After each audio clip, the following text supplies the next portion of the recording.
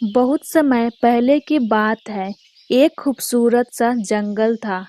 उस जंगल के एक पेड़ पर टूनी चिड़िया और टूना चिड़ा अपने एक नन्हे मुन्ने छोटे बच्चे के साथ में रहते थे और उसका नाम रखे थे मोनू।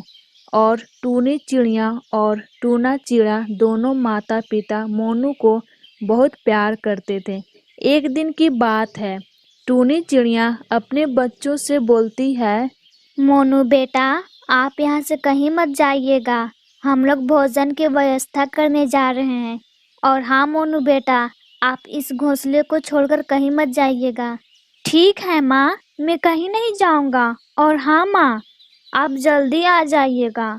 फिर उसके बाद टूनी चिड़िया और टूना चिड़ा जंगल में जाते हैं।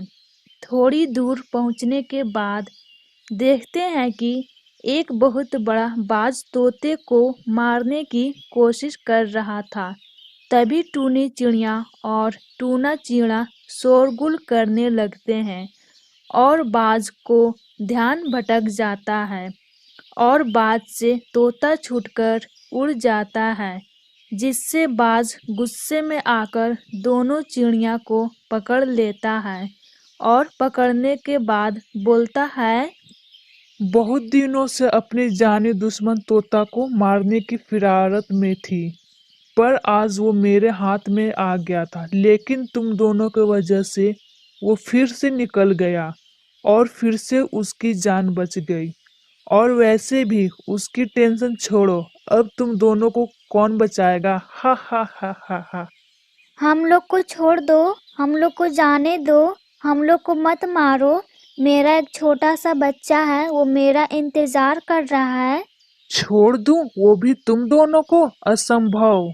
आज मैं तुम दोनों को मारकर खाऊंगा। फिर उसके बाद दोनों पक्षी को बाज मारकर खा जाता है।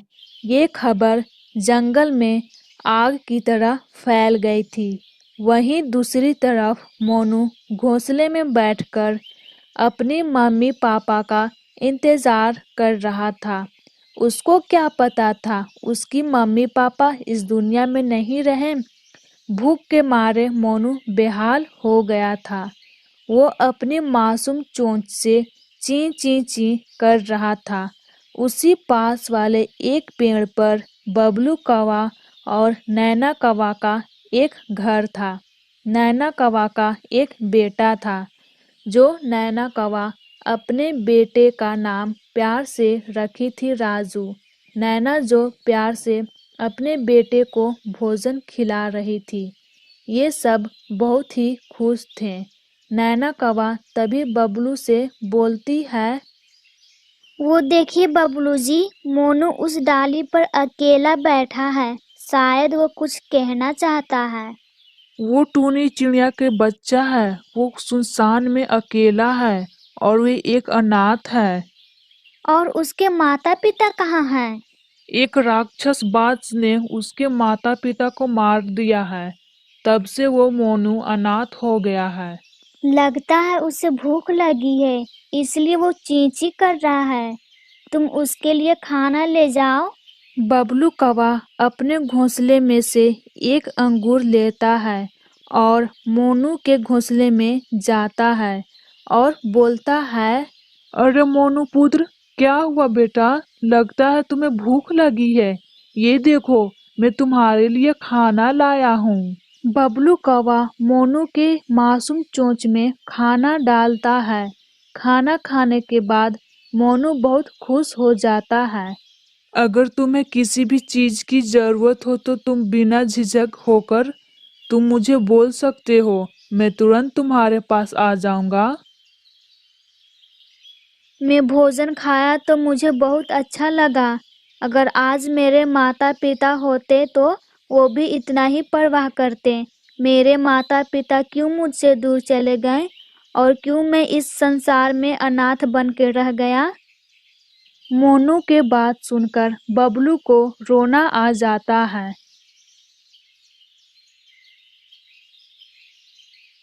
पुत्र, ऐसा क्यों बोलते हो बेटा? तुम अनाथ नहीं हो।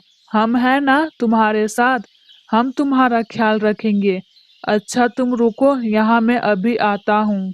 बबलू कौवा रोते हुए और उड़ते उड़ते अपने घोंसले में आता है। क्या हुआ बबलू जी, आप रो क्यों रहे हैं? जब मैं मोनू को खाना खिलाया था तब उसे अपने माता पिता का याद आ गया था। क्यों मासूम बच्चा अकेला है और क्यों इस संसार में अकेला है और क्यों वो अनाथ है।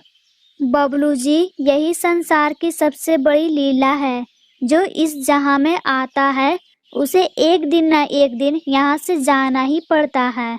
वो बच्चा अकेला है, उस राक्षस पक्षियों से बहुत खतरा है और उसका कोई ख्याल भी रखने वाला नहीं है। क्यों ना हम उस मोनू को अपने घोंसले में ही रखें। बबलू जी, हमारा घोंसला बहुत ही छोटा है। हम लोग ही इस घोंसले में बहुत ही मुश्किल से ही होते हैं और कभी कभी तो मुझे डाली पर ही सोना पड़ता है। हम उस मोनू का घोंसला यहाँ लेकर के आ जाएंगे और वैसे भी यहाँ आने के बाद उसका तो घोंसला खाली ही रहेगा।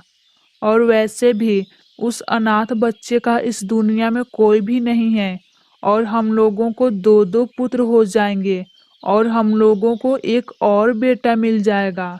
हाँ बबलू जी, आप सही बोल रहे हैं। चलो अब हम दोनों वहाँ मिलकर जाते हैं और मोनू के घोंसले और मोनू को उठा ले आते हैं। बबलू कौवा ये बात सुनकर बहुत खुश हो जाता है और वो मोनू को अपने घोंसले में लाने की तैयारियां करने लगते हैं। तभी उस राक्षस बाज मोनू के पास आता है। मोनू अकेला अपने घोंसले में बैठा हुआ था और बाज बोलता है, अरे तू यहाँ छुपकर बैठा हुआ है।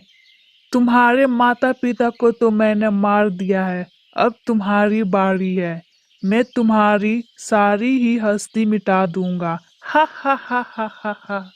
बाज की आवाज सुनकर मोनू डर जाता है और नन्ही पंखों से अपने घोंसले से उड़कर उस बाज से दूर भागता है। तभी वह बाज उड़ता हुआ मोनू को पकड़ लेता है और उसे अपने साथ लेकर चला जाता है। तभी बबलू बाज को मोनू को ले जाते हुए देख लेता है और घबराते हुए अपने घोंसले में आता है। वो राक्षस बाज उस मासूम बच्चे को उठाकर ले गया नैना। क्या बोले बबलू जी? उस प्यारे बच्चे को बाज उठाकर ले गया? आज मैं उसको नहीं छोड़ूंगी। चलिए बबलू जी, हम लोग साथ में जहाँ बाज गया है। फिर उसके बाद दोनों पक्षी बाज के पास चले जाते हैं और बाज से नैना कौवा बोलती है, मोनू बेटा, तुम मेरे पास आओ, ये बाज कुछ नहीं करेगा तुम्हें। फिर उसके बाद मोनू नैना कौवा के पास आ जाता है और मोनू बोलता है, नैना आंटी, आप इस बाज को नहीं छोड़िएगा। ये मेरे माँ पापा को मार दिया है, इसकी अच्छे से खबर लीजिएगा। फिर उसके बाद नैना कौवा बोलती है, तू क्या समझता है अपने आप को? तू बहुत बड़ा खिलाड़ी समझता है? शकल अपना तू देखा है? लगता है एक बहुत बड़ा डेग है। देख, तू कान खोल कर के मेरी बात सुन ले। इस जंगल को हमेशा हमेशा के लिए छोड़कर चला जा, नहीं तो हम लोग 4 लोग हैं। तुझे इतना हम लोग मारेंगे, इतना मारेंगे, तू मर जाएगा। फिर उसके बाद नैना कौवा की बात सुनकर बाज बहुत डर जाता है और बोलता है, अरे बप्पा, मैं चला जाऊंगा नैना कौवा यहाँ से। मुझे मत मारना, मैं अकेला हूँ। ठीक है नैना कौवा, मैं चला जाऊंगा इस जंगल को छोड़कर हमेशा हमेशा के लिए।